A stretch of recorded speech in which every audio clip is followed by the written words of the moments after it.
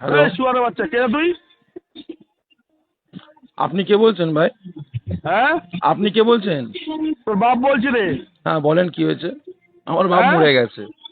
তোর বাপ মরেনি বুঝলাম এটা। কি? তোর বাপ বলছি, তোর বাপ তো বলছি শুয়ারের বাচ্চা। আয়, হ্যাঁ, কি হয়েছে?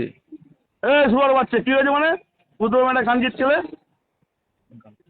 এই খানকির ছেলে। বলেন বলেন বলেন হ্যাঁ, বলেন, কি এই বলছেন শুয়ারের বলেন। বাচ্চা, এই শুয়ারের বাচ্চা, কারে গালাগালি দিচ্ছিস? কে গালাগালি দিয়েছে? খানকির ছেলে কারে গালাগালি তো গালাগালি আপনি দিচ্ছিস? গালাগালি দিচ্ছেন।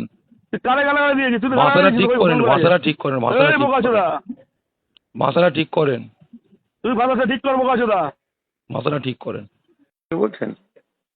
এই রাখাল, কাল যা কাজটা করলি ভালো করেছিস। এই রাখাল, কে বলছেন আপনি? এই জানোয়ার, তুই নাকি পীরের আওলাদ। এই রাখাল, কে রাখাল বলছেন? আমার কাজ করলি, তোকে দক্ষিণ চব্বিশ পরগনার মধ্যে যেখানে পাবো হুম, ছেড়ে তোর কোটা বের করে দেবো একদম। তোর কোনো বাপ ঠেকাতে পারবে না। আমি তো কালকেই যাবো। কি জানোয়ার করবেন? রাখাল কথা করা।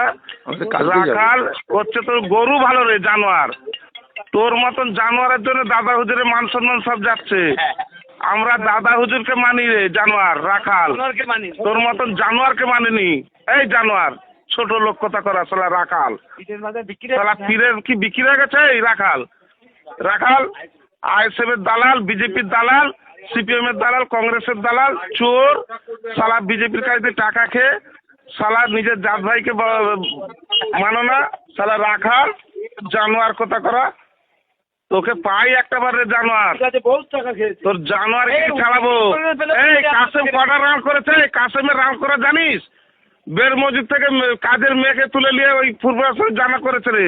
এই রাখাল, তোর মতন রাখাল আছে? কাসেমের মতন রাখাল আছে? তোর কাসেমকে আমরা বাঁচিয়েছিলাম ওই সোনাখালি, সব বাপরা ঘিরে রেখেছিল, ওই আরএসএস বাপরা। তোর এই বাপরা যে আমরা বাঁচিয়েছিলাম। শালা রাখাল কথা করা। হ্যাঁ বলি আপনি আজকে যেটা করলেন সেটা কি ভালো করলেন? দেখেন, সব থেকে বড় জিনিস হচ্ছে আজকে যে মানুষটা নওশাদ রাজনীতি করছে, নওশাদ আপনাদের দুশ্মন, আমার দেখার দরকার নেই। আপনি নওশাদকে গালাগালি দেন, নওশাদকে যা ইচ্ছা করেন, কিন্তু আপনি নওশাদকে তুলতে গিয়ে যে শওকত মোল্লা স্টেজে বক্তব্য দিতে দিতে বলছে বা মিডিয়ার সামনে বলছে নওশাদ সিদ্দিকীর দাদু হচ্ছে অমিত শাহ, তাহলে হ্যাঁ, তাকে কি তাহলে তাহলে তাহলে তাকে নওশাদ সিদ্দিকীর দাদু অমিত শাহ, হ্যাঁ, তাহলে তাকে কি করে আমার দাদুর মাজারে ঢুকতে দেবো? তাকে কি করে দাদু, তাহলে ওখানে একটা বোর্ড লাগিয়ে দেন যে এখানে এরকম লোক তা আপনাদের কি আসবেন আসতে না। বলেছে? আপনাদের কি আসতে বলে? আপনারা কেন আসলেন কেন ফুরফুরা শরীফে? তা কেন আমরা আসতে বলেছে? পূর্বাশয় কি আপনার কি বাবাকালের সম্পত্তি? অবশ্যই আমার বাবা কালী সম্পত্তি। আমার দাদু তো আমার কেন বাবা বাবাকালের সম্পত্তি আমার হবে দাদু কেন? তো আমার দাদু তো আমার বাবা কালী তা সম্পত্তি না। আপনার দাদু হলে কি আমরা তো ফুরফুরা শরীফের ভক্ত, তা আমাদের নিয়েই তো কে আপনার বললো আপনি ভক্ত? কে বললো আপনি ভক্ত? আপনি ভক্ত? আপনি দাদা পেরে মুড়ি তো না, ভক্ত না। আপনি আমার দাদা পেরে সেটা দুশ্মন, দাদা পেরে মুড়িতে দুশ্মন। আপনি দাদা পেরে মুড়ি ধরলেন কিভাবে? আপনি আমার দাদা পেরে মুড়িতে যদি মারধর করেন, আপনি মুড়িদ কি করে হন? তা কি করে মুড়িদ হন আপনি? তা আপনি যেটা আপনি আমার দাদা পেরে মুড়িদ না। আমি মুরিদ যেটা হলো। করেছি, বেশ করেছি, ঠিক করেছি। যদি কিছু করার থেকে আপনি করে নেন, আমাকে তো শওকত মোল্লা আর এখনই আপনি যেটা এখনই করেছেন শওকত বেশ মোল্লা করেছেন তো? আমাকে হ্যালো, শওকত হ্যালো, বলেন। আপনি যেটা করেছেন ঠিক করেছেন তো? অবশ্যই। আর আপনি যেটা করেছেন ঠিক করেছেন, আর আপনিও খেলা দেখতে থাকুন, আপনিও জলসায় আপনার আসতে হবে। এটা আপনি অবশ্যই মনে অবশ্যই আমি করবেন। যাবো তো। ঠিক আছে, ঠিক আছে। অবশ্যই আমি যাবো। আপনার এত সৎ সাহসটা রেকর্ডিং অপশনে রেখে আর আপনি কথা বলছেন কেন? তা আপনি যে অত সাহস থাকে, আমি রেকর্ডিং অপশন থাকে না, আপনি কথা বলেন না।